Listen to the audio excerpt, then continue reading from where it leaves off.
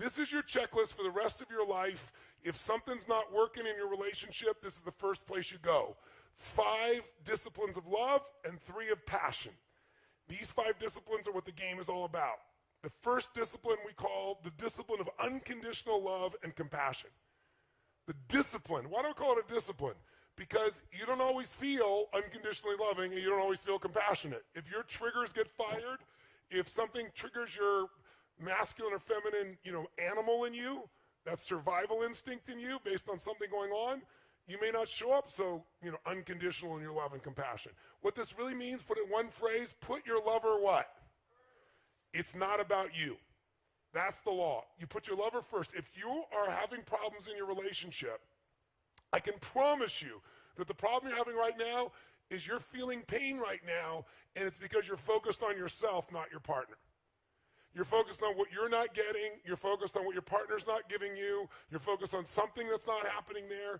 This is the number one law. You want to have an extraordinary relationship, tear up your rules, make this your number one rule. Number one rule is my lover comes first. My number one rule is if you're in love, you put their feelings and needs before your own.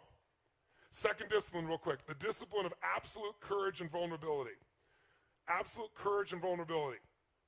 This is learning to love no matter what. I mean, truly no matter what. Now, how many people are going to do that? Not many.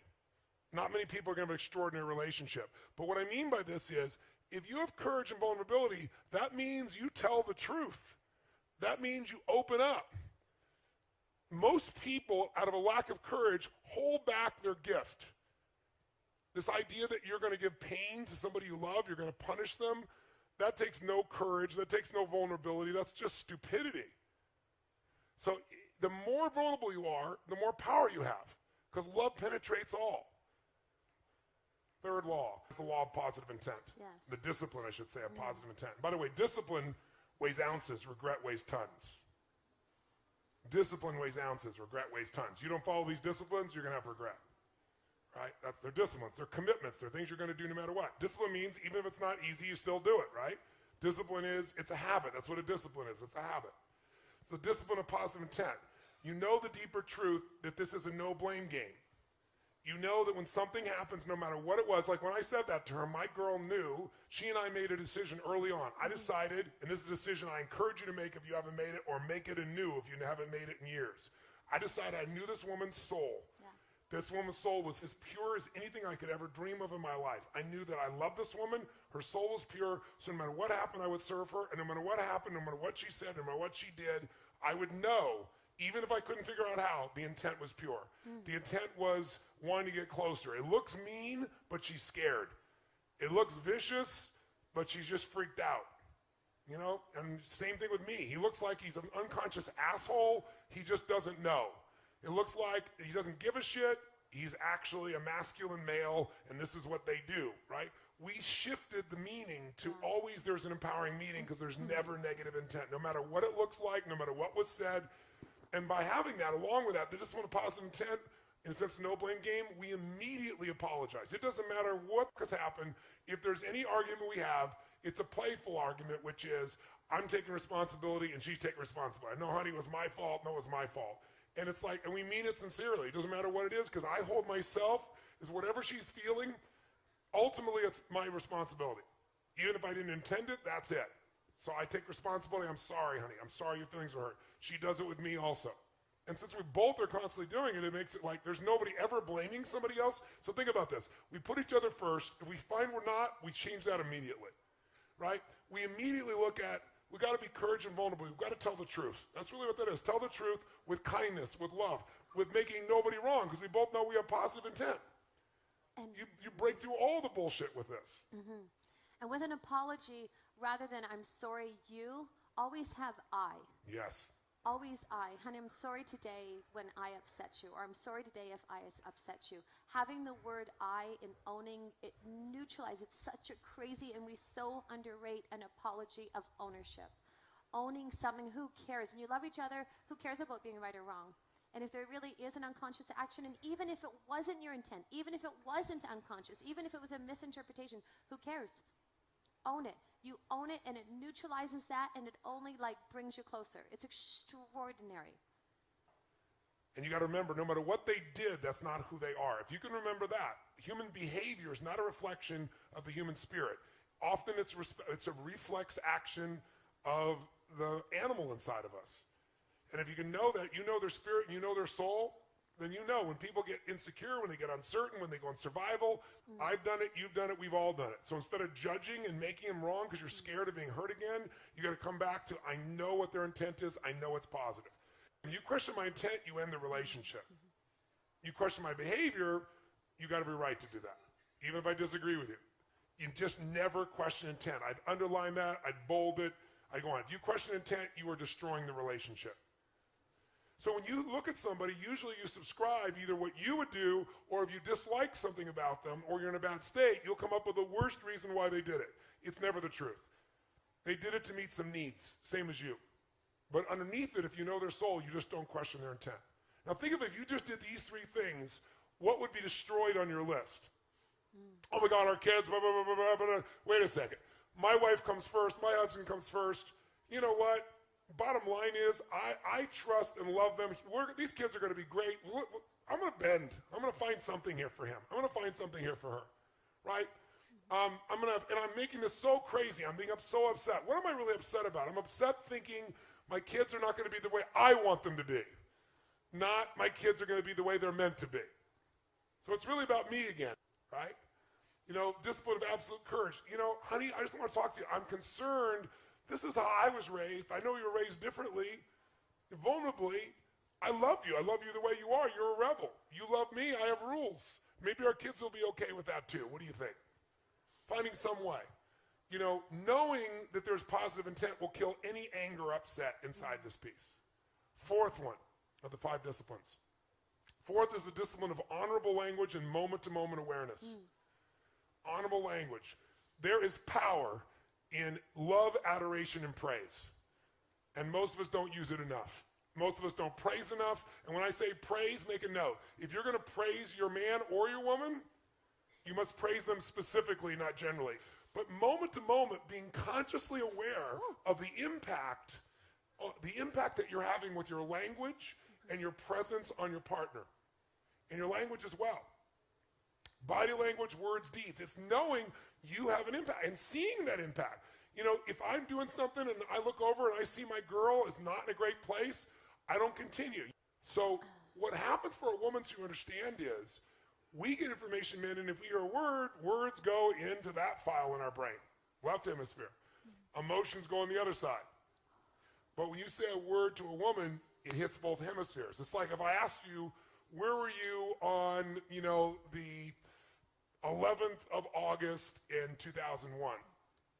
But if I asked you, where were you on 9/11? How many remember exactly where you were in the room when you heard about it, or you were there, you saw it? Because information with emotion is remembered forever. And for women, words that you say mean a lot because they have determined whether she's pleasing you or not.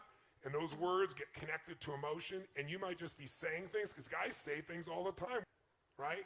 And when you're that upset, gentlemen, there's nowhere to go. You're never going to hurt that woman in a million years. So the only way to let go of some of the pressure is yell or scream or use some words. But then she takes those words in, and she's hurt by it. And here's a trick. I'm married to a very passionate man. He's married to certainly a very passionate woman. And we made decisions. Never, I hate you. Never, I'm going to leave you. And not F you. Tone will say, F, F, F, mother F. It can come flying out of his mouth and have such a level of intensity. But F, for F's sake, whatever that might be is different than... Never to you. That, and one other big one I'll give you is, if you ever threaten the end of the relationship, end it. Yeah. Because if you ever threaten it, when people go to put their button on the button, just to threaten it because they're so frustrated, the moment you do that, somewhere in the psyche of your partner, they think, oh my God, they could leave me, and I'm gonna have to do this first. And so they put their finger on the button, and all it takes is enough times of doing that, enough years of doing that, and one day somebody will push the button. If you are committed to the relationship you're in, ban for life. Yes. For multiple lifetimes, for those of you who are gonna come back 6 and 7 times, like some of the people here did. You ban for multiple lifetimes. I will never, ever, ever threaten. Never. Neither of you ever threatens to leave. If you threaten to leave, relationship's over. It might take 3 more years, 5 more, 10 years, but it's over. If you want to be in a relationship with this person, don't ever, ever, ever threaten. And if you did before, it's off limits forever. No exceptions. Doesn't matter how mad you are, angry you are, sad you are, never. You're not unconscious with your language, you're not unconscious with your deeds, you're aware of the impact and you correct it immediately. You constantly realize, I'm pissed off, I'm hurt, I'm sad, it's about me. Let me step out of me. I'm into something bigger here. Right? I'm not about that. I'm about something bigger. It's what do they need? Let me step in there. You do that enough times, it'll become a habit. And finally, number 5, the discipline of giving freedom. Giving freedom. Men live for freedom. Women need it also. But it comes in different forms. And it's the power of forgiving, forgetting, and flooding. Forgiving, forgetting, and flooding. Now, women seem to have more of a difficulty with forgetting. But you can be forgiving, and forgiveness is when you realize that what you thought happened didn't really happen. You gave it a meaning that doesn't really match reality. You're expecting your partner to be something different than they are. Flooding is one of the most valuable skills you can do in your life. If you don't flood, you'll have a hard time forgiving and forgetting. And we flood our magic moments. I mean, all the time. All the time. And we capture them. You know, we have our little app of a journal that we capture all of our beautiful moments. After this event, when we get home on Sunday, we'll spend an hour and just capture all the beautiful moments that happened here. Everything that was funny, everything that was beautiful, everything that was touching. Because otherwise, it's actually what Nicole was talking about. Maybe she talked about framing. You have a peak experience and you actually give words to it, and that frames it, and it helps to get to that place. It's just like you bypass all that effort that took you there, and then that's your next starting point. And then you have another peak experience, and then you share that and you frame it and you give language and you give words to it, and then boom, you set the bar higher. And a lot of times what happens is magic happens in life. Grace pours. And we don't give words to it, we don't celebrate it, we don't recognize it, we don't see it, we don't appreciate it. And putting words to that of appreciation and of and reliving and experiencing it, it is, I would say it's one of the top 10 things for us that we do that just, it ignites and that feeling and just of utter appreciation. And we always capture it so we can go back and read it. It's so beautiful. This is something to share. So when we first, it's called true. A setup. He was so, oh my gosh, like I mean, rigid, militant, blue, like so intense about these things. And so, I mean, anytime that anybody would talk about eggs, he was just like, and did what felt like he was not vicious, but it felt like that level of intensity. And so we were together, and I was feeling like I needed more protein. And we share everything, and it was so crazy because I started to eat eggs, and I literally, and I Oh didn't my tell him. God! No, this sounds nuts, but I did not tell him, and I felt like I was having a freaking affair with an egg. And I would go into the pantry, and I'd eat the eggs, and I'm like, this is nuts. Like, this is crazy. It seems ridiculous.